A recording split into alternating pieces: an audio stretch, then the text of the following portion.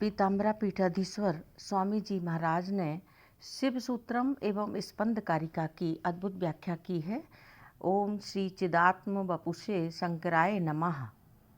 शिव का स्वरूप यस्योन्मेष निमेषाभ्याम जगता प्रलयोदयो तम शक्ति चक्र विभव प्रभुवम शंकरम स्तुवम।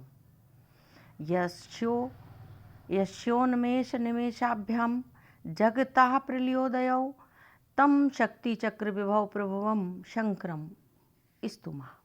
जिसके उन्मेष और निमेष से इस विश्व का उदय और अस्त होता है, उस शक्ति चक्र के प्रभाव अर्थात होने को जो प्रकाशित करता है, उस शंकर की हम स्तुति करते हैं। शक्ति का स्वरूप क्या है? यत्र स्थितिमिदं सर्व कार्य यस्माच्च निर्गतम तस्यानावृत रूप त्वान निरोधो अस्ति कुत्रचित। जितना भी यह सब स्थित है, सत्ता रूप से भाषित है, जिससे यह समस्त कार्य होता है, वह अनावृत रूप ही है, उसका कभी निरोध नहीं होता। और अनुरूप जीव का स्वरूप क्या है? जागृत आदि विभेदे अपि तद्भिन्ने प्रसरपति निवर्तते निजान्ने शोभादुपलब्धता। जागृत आदि अवस्थाओं में भेद रहते हुए भी तथा उनसे अभिन्न रहकर ही प्रवाहित जो हो रहा है, परंतु उसको अन्यथा भाव की प्राप्ति न होकर उसका स्वरूप अनावृत ही है, जो स्वभाव रूप में उपलब्ध है, ऐसा अनुरूप जीव का स्वरूप है। संबित कला का स्वरूप क्या है? अहम सुखी च दुखी च रक्तश्चेद्यादि संबिता सुखाद्य अवस्थानुस्यूते वर्तन्ते अन्यत्रता स्फुटम। मैं सुखी अथवा दुखी हूँ, यह अनुभव जिस संवेदन द्वारा प्रमाता को होता है, यही संवेदनात्मक संबित कला है, जो सुखादि अवस्थाओं में अनुस्यूत होकर प्रमाता रूप में भाषित हो रही है। अर्थात यह जो अभिन्न होकर भी भिन्न के समान भासने वाला तत्व है, यही संबित कला का रूप है।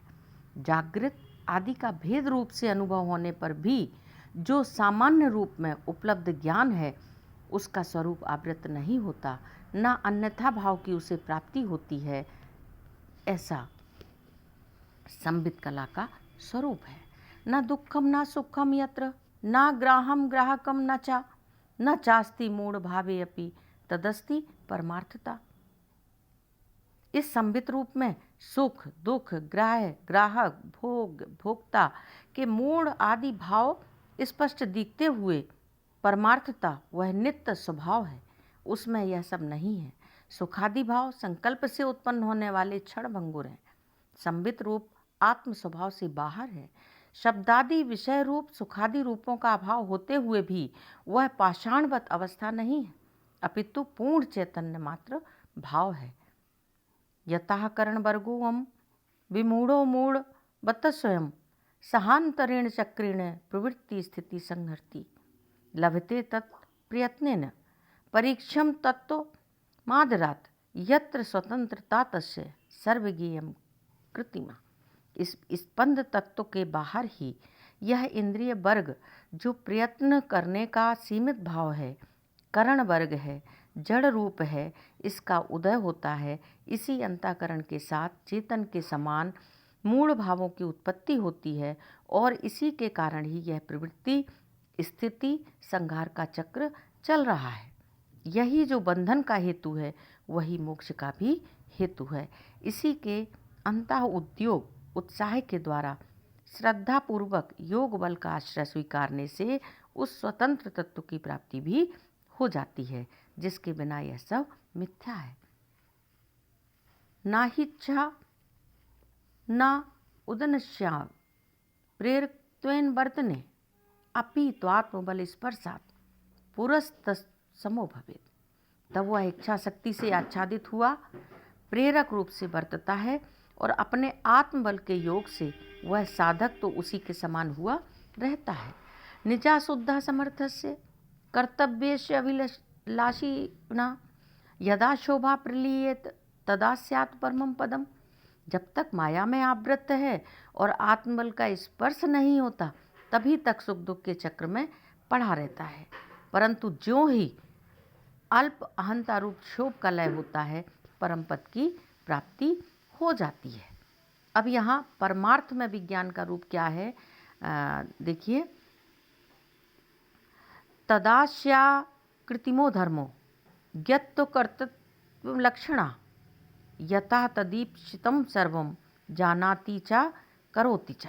अहमिति प्रत्यय रूप शोभ के लीन होने पर जो आत्मस्वरूप के सहज धर्म यत्व कर्तव्य आदि हैं वे स्वभाव रूप से स्थिर हो जाते हैं। यत्व कर्तव्य भाव जो अल्पहंता में है वे पूर्णता को प्राप्त होकर पूर्णाहम रूप से मैं जानता हूँ, मैं करता हूँ, यह सर्व रूप से मूल प्रकृति में स्थित हो जाते हैं। अब योगस्थ पुरुष का वर्णन करते हुए गुरु महाराज कहते हैं, तमधिष्ठात्र भावेन स्वभावम अवलोकयन स्वयमान इवास्ते यह तस्येयम कुसृति कुतः। जब वह सब में अनुस्यूत सर्व सामर्थ्य युक्त आत्म स्वभाव में प्रतिष्ठित हो जाता है तो उसके स्थित होने के कारण सर्वव्यापक स्वभाव से स्थित हुआ आश्चर्यवत अपने को देखता है। तब अविद्या के विलय हो जाने के कारण उसका संसरण नहीं होता। अब अंतराय क्या है, न भावो भाव्यता मेति नाचा तस्यात् मूर्ता यतो अभियोग सम स्पर्शात् दासीदिति निश्चया। अतः तत् कृत्रिमं गेयं सौषुप्त पद वत् सदा न त्वयं स्मर्यमाणत्वं तत्तत्वं प्रतिपद्यते। उसकी अभाव रूप से भावना नहीं करनी चाहिए क्योंकि वह मूर्ता के भाव जैसा नहीं है। वह तो नित्य ही उदित चिद रूप से अनुभव किया जाता है। व्युत्थान दशा में उसका स्मरण चिद रूप से ही होता है। सुषुप्ति के समान मूढ़ भाव से उसका स्मरण नहीं होता। इसलिए नित्य अनुभव रूप या चिद रूप से ही उसकी भावना करना चाहिए, अचित या अभाव रूप से नहीं करना चाहिए।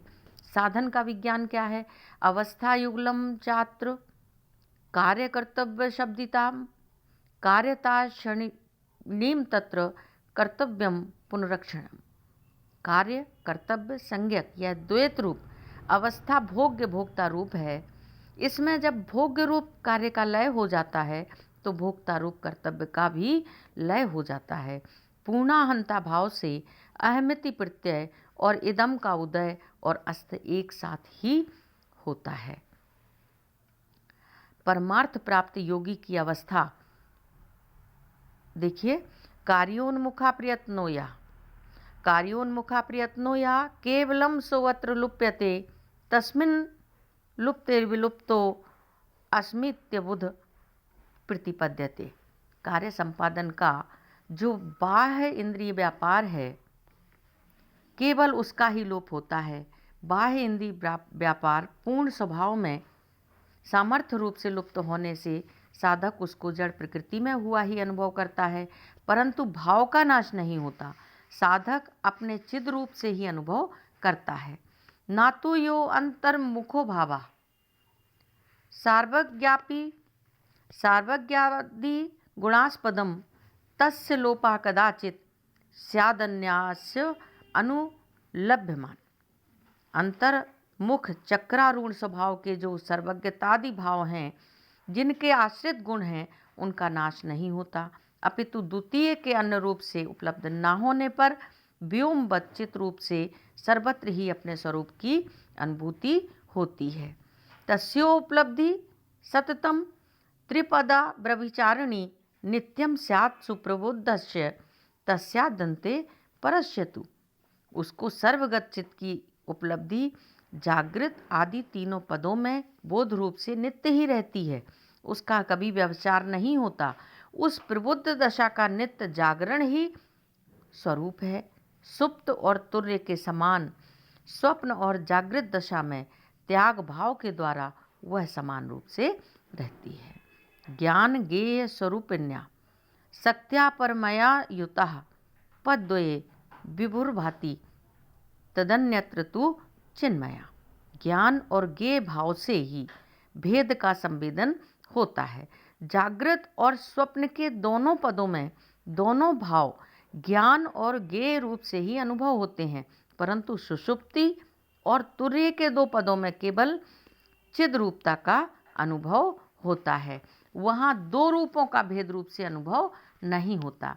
अन्य अन्य भाव से इन दशाओं में ज्ञान की उपलब्धि नहीं होती, अथवा इन जागृत और स्वप्न रूप भेद मूलक दोनों पदों में वह अपने को नित्य, व्यापक, चिन्मय, तुर्य भाव से ही अनुभव करता है और समस्त द्वैत उसी अद्वैत में ही भासमान है, अन्यत्र नहीं। विज्ञान का स्वरूप क्या है?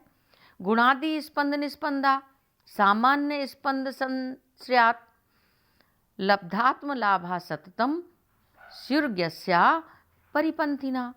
सामान्य स्पंद में ही गुण आदि स्पंद रूप जगत की उत्पत्ति और स्थिति है। उसी के ज्ञान से आत्मलाभ होता है, क्योंकि वह उस आत्म तत्व से ही एकाकार है। जगत और आत्मा दोनों का भान इसी सामान्य स्पंद के आश्रय से होता है। यह सामान्य स्पंद ही दोनों को अविरोधी भाव से धारण किए हुए है, इसलिए इस सामान्य स्पंद को भी समझ लेना चाहिए। विज्ञान के न जानने से क्या हानि होती है? अप्रबुद्धा धियस्त्वेते स्वस्थिति स्थगनोद्धता पातयन्ति दुरुत्तारे घोरे संसार वर्तमने। मूढ़ लोग सामान्य स्पंद की चिद रूप से भावना नहीं करते, इसी कारण गुणों से प्रभावित घोर संसार में पतित होते हैं। चिद रूप से उसका विचार छोड़ देने से गुण रूप संसार में विषम रूप से संसरण करते हैं। नित्य ही आत्मा का चिद रूप से चिंतन करते रहना चाहिए। अब साधन की सरलता बताई गई है। अतः सततम उद्यक्ता स्पंद तत्व विविक्तये जाग्रदेव निजम भावम चिरेणाधि गच्छति। सर्वदा ही स्पंद तत्व के स्वरूप की अभिव्यक्ति के लिए उद्योग करते रहना चाहिए। ऐसा करने से जागृत अवस्था में ही अपने आत्मा को तुर्य भोक्ता स्वभाव की प्राप्ति शीघ्र ही हो जाती है। अतिक्रुद्धा प्रहृष्टो वा किम करोमीति वा मृषम धावन वा यत् पदम गच्छेत तत्र स्पंदा प्रतिष्ठिता। द्वेष के उत्कर्ष में या अत्यंत हर्ष होने पर क्या करें क्या ना करें, इस विचार की अवस्था में यदि उस समय गुरु उपदेश के अनुसार सामान्य रूप की अवस्था में उतरा जाए तो भी एकाग्रता के कारण उसमें आत्मलाभ प्राप्त होकर वह उसमें प्रतिष्ठित हो जाता है। अब प्रबुद्ध की क्या दशा है? देखिए, याम अवस्थाम समालभ्य यदा एवं वक्ष्यति तदवश्यम करिष्येहमिति संकल्प तिष्ठति। तामश्रित्योर्ध मार्गेण सोम सूर्याबुभावपि सौषुम्णे अध्वन्स्तमितो हित्या ब्रह्मांड गोचरम। तदा तस्मिन् महाव्योमि प्रलीन शशि भास्करे सौषुप्त पद वनमूढ़ा प्रबुद्धा स्यात् नावृता।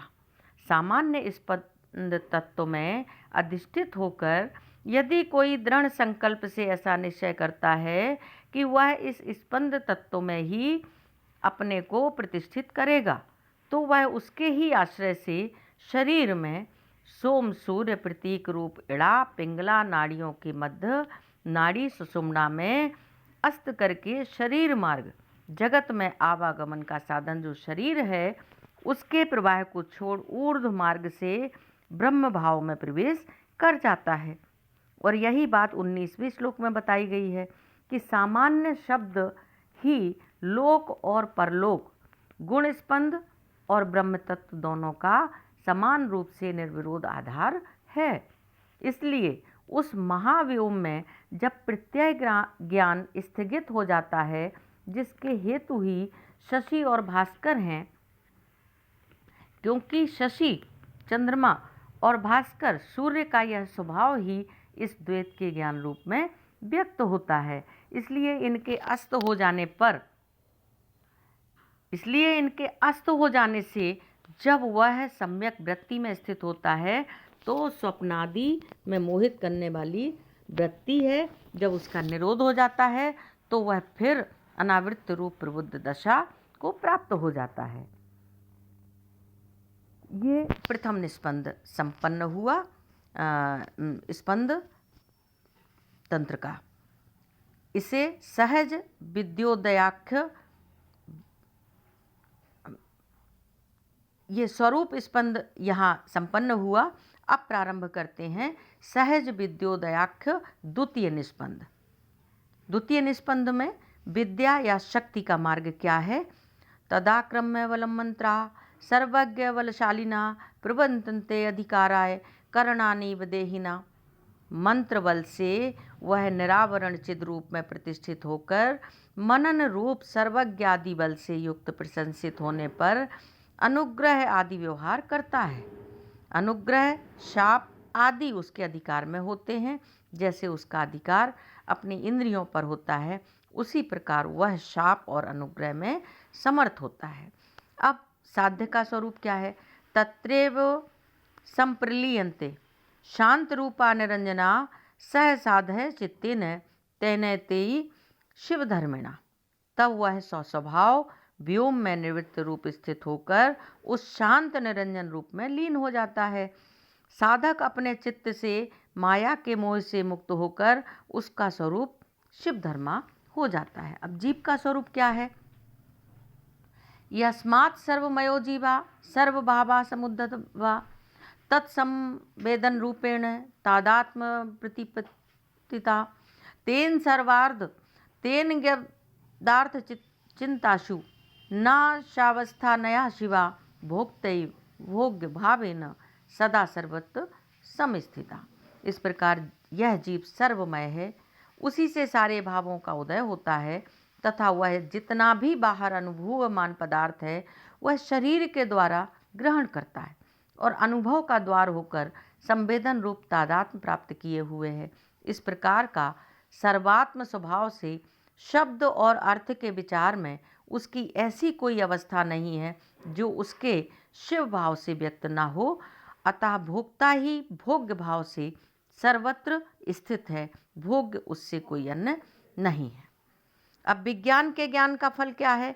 इति वा यश संवित्ति क्रीडात्वेनाखिलम जगत सा पश्यन् सर्वतो युक्तो जीवन मुक्तो न संशया।